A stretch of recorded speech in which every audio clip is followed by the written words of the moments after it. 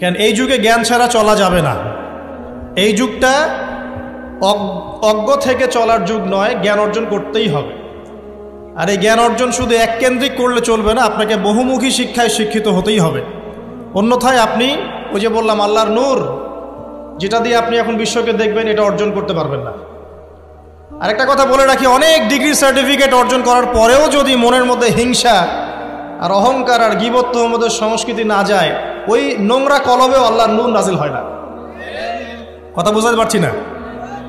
অনেক degree certificate অর্জন করেছেন, তো মনের মধ্য থেকে এখনো হিংসাই যায় নাই, এখনো গীবত তহমতের সমালোচনার সংস্কৃতিই বর্জন করতে পারেন নাই, এখনো খোলা মনে সবাইকে ভাই মনে করতে পারছেন না।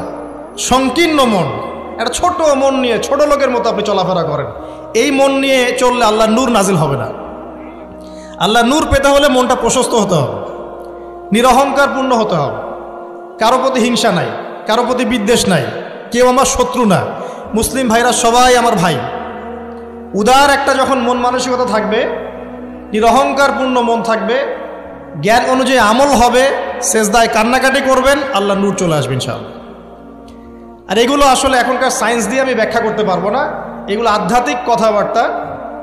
আমাদের বাহ্যিক এই জগতের বাইরেও কিন্তু একটা জগৎ আছে, আমি মনে হয় বুঝাতে পারছি না। বারাকা, আল্লাহ পাকের বরকত কি দেখেছেন কখনো চোখ দিয়ে?